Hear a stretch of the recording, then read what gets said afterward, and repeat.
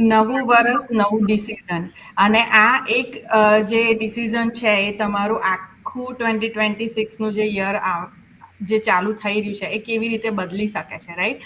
સો આજે આપણે વાત કરીશું નવા વર્ષના પહેલા મંથના પહેલા એપિસોડથી સ્ટાર્ટ કરી રહ્યા છે અમે એપિસોડ 123 અને હોપ તમારા બધાનું 2025 સારું ગયું હશે, ન્યૂ યર સેલિબ્રેશન બી સારું ગયું હશે અને બધા બેક ટુ રૂટીનમાં આવી ગયા હશે I guess by the time now. Yeah. So ઘણા બધા ટાઈમ આપણને એવું થતું હોય છે કે લાસ્ટ યર આપણે જે અચીવ નથી કર્યું, રાઈટ, કે આપણે જે ગોલ સેટ કર્યો હતો એ બધું આપણે આ વર્ષમાં કરી લઈશું. આ એક વસ્તુ આપણે ધ્યાનમાં રાખવા જેવી છે અને બહુ સારી વસ્તુ છે કે યર ચેન્જ થાય છે, બધું ચેન્જ નહીં થઈ જતું. જસ્ટ લાઈક આપણે જ્યારે આપણી બર્થડે આવતી હોય છે તો આપણું જે આપણે એક વર્ષ ઓલ્ડર થતા હોઈએ છીએ, નંબર ચેન્જ થાય છે, નોટ એવરીથિંગ ચેન્જ અરાઉન્ડ અસ. એવી રીતે જ્યારે યર ચેન્જ થાય છે ત્યારે બધું જ ચેન્જ નહીં થતું હોતું, પણ જ્યારે આપણને ચેન્જ જોઈએ ને ત્યારે આપણું એક ડિસિઝન હોય છે જે આપણે ડિસિઝન લઈએ છીએ અને એ જ બધું ચેન્જ કરી દે છે, રાઈટ? સો કંઈ બી તમે નવું સ્ટાર્ટ કરી રહ્યા છો, તમારે તમારું 2026ને જે રીતે જોવું છે કે તમારે જે અચીવ કરવું છે એ કરવા માટે થઈને તમારે એક ફોર્મલ ડિસિઝન લેવું જરૂરી છે અને એ જ એક ડિસિઝન તમારું આખું તમને ચેન્જ કરી દે છે, રાઈટ? જેવું અમે લોકો આ બિઝનેસમાં જ્યારથી જોડાયા છે અમે લોકો એ ટાઈમે એક ડિસિઝન લીધું હતું કે અમારે અમારી લાઈફને ટોટલી ડિફરન્ટ જોવી છે, અમારી લાઈફને ટોટલી ડિફરન્ટ રીતે ચેન્જ કરવી છે, family wise, kids wise, working wise, earning wise. અને એ ડિસિઝન જ્યારે અમે આ બિઝનેસમાં જોડાઈને લીધું ત્યારે આખું અમારું લાઈક ચેન્જ થઈ ગયું છે, ફેમિલી વાઇઝ છે, કિડ્સ વાઇઝ, લાઈફ વાઇઝ, કે ઇવન અમારી ટાઈમ ફ્લેક્સિબિલિટી જે અમે લોકો એન્જોય કરી રહ્યા છે. સો તમે લોકો બી જો એવું તમને લાગે કે હવે નવું વર્ષ ચાલુ થઈ રહ્યું છે, ઘણા બધા લોકોએ 2025માં એક શરૂઆત કરવાની હતી પણ કંઈ બી ક્વેશ્ચનથી કે કંઈ બી રીઝનથી તમે લોકો નથી કરી રહ્યા, તો આ એક ગુડ સ્ટાર્ટ છે કે તમે એક ડિસિઝન તમારા લાઈફ માટે કે તમારા પોતાના સેલ્ફ કોન્ફિડન્સથી તમે લઈ શકો છો અને આગળનું આખું વર્ષ તમે ચેન્જ કરી શકો છો. Yeah, that's true.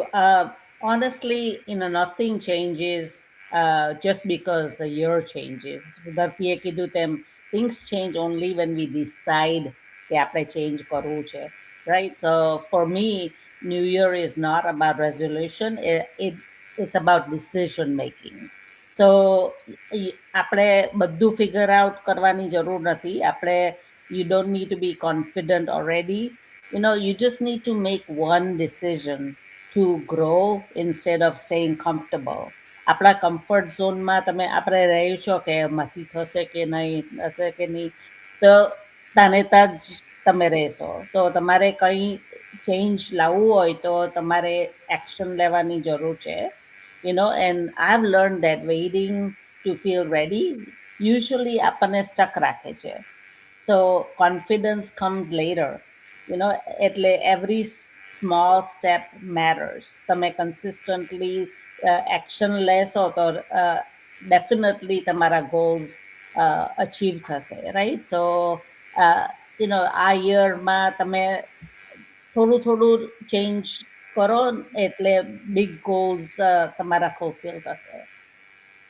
That's true. અને જેમ તમે મને એમ કહો છો કે બધી વસ્તુ માટે એક્શન લેવું જરૂરી છે, અને I do agree with that. અને I would like to add કે ડિસિઝન મેકિંગ એ મોટી સ્કિલ છે જે ડેવલપ કરવાની જરૂર હોય છે. As an individual it's better કે આપણે આપણા પર ફોકસ કરીએ ફર્સ્ટ ઓફ ઓલ, કે આપણે એટલો બધો ટાઈમ વેસ્ટ ના કરીએ two just make a small decision જે આપણા માટે લાઈફ ચેન્જિંગ હોઈ શકે છે.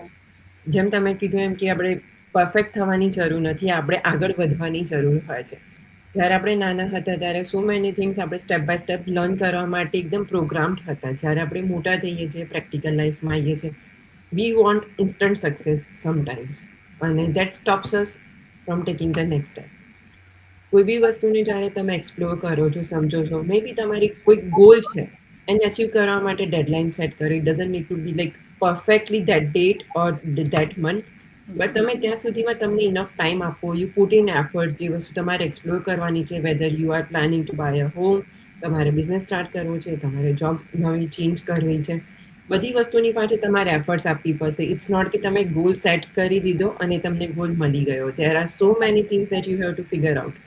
લિસ્ટ આઉટ કરો કયા એરિયાઝ તમારે ચેક કરવાના છે, તમારે નવી કાર બી લેવી છે તો તમે કેટલી બધી જગ્યાએ ચેક કરવા જશો, રાઈટ? Yes, તમે yes. ઓનલાઈન ચેક કરશો, ઓનલાઈન બધા આર્ટિકલ્સ રીડ કરશો, ઓનલાઈન તમે ઘણા બધા વિડીયોઝ તમે યુટ્યુબ ઉપર જોશો, તમારા ફ્રેન્ડ્સને ઇન્ક્વાયરી કરશો. બધી વસ્તુ એવી જ રીતે ફિગર આઉટ કરતા હોઈએ છીએ, but we put in efforts. એવું નથી ને કે તમે આજે સવાર ઉઠીને ગયા અને પહેલી જે બી શોપમાં ગયા અને પહેલી જે કાર પડી હતી લઈને તમે પાછળ ગયા. It doesn't work like that.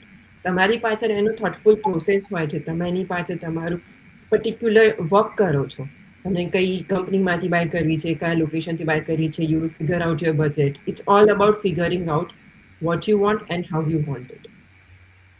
Yeah, અને like everyone knows કે it's New York, તો બધા જ like rejuvenated અને fresh હોય ને the main important thing કે હમણાં it's the best time કે because everyone is motivated કે કોઈને જીમમાં જઈને like muscles કાં તો weight loss કરવું હોય કેમ કરીને લોકોને નવી જોબ માટેની ઓપોર્ચ્યુનિટી માટે એક્સાઇટેડ હોય, કોઈને નવી ઓપોર્ચ્યુનિટી માટે કે મારે જોબ સાથે કંઈ બીજું સાઇડ પર સ્ટાર્ટ કરવું છે કે જે બી તમારો ગોલ્સ હોય, but the main thing is two gate start with it. જેમ અમે તમને બધાએ જ કીધું કે ડિસિઝન લઈને સ્ટાર્ટ કરવું it's a big thing and another big thing is to make the wise goal that you can achieve. It's not કે મને આ જોઈએ છે, મને તે જોઈએ છે, એવું નહીં. Just think about it, take your time.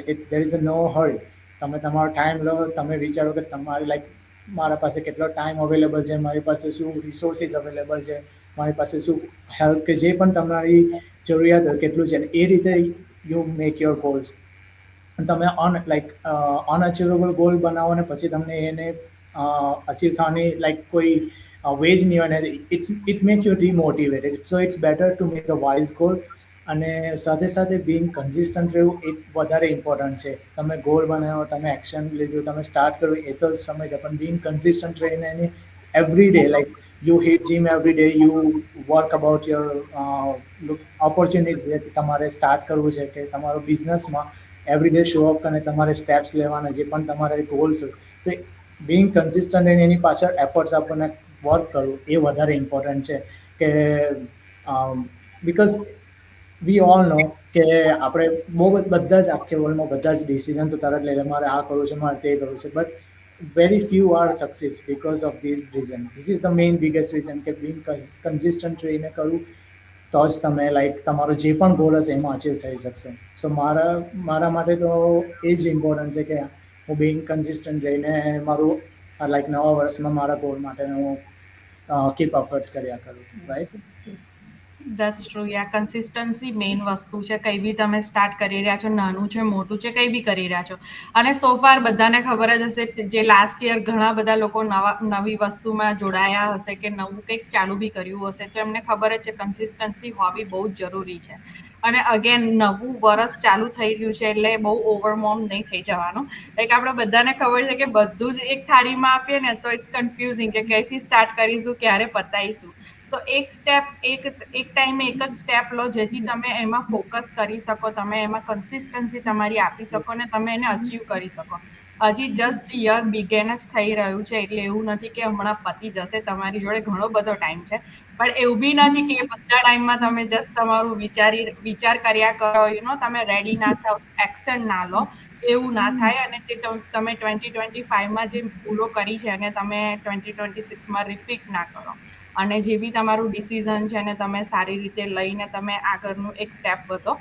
So wishing you everyone a happy, healthy and successful new year ahead. Thank you for watching. Happy new year. Yes, thank you. જય શ્રી કૃષ્ણ. શ્રી કૃષ્ણ.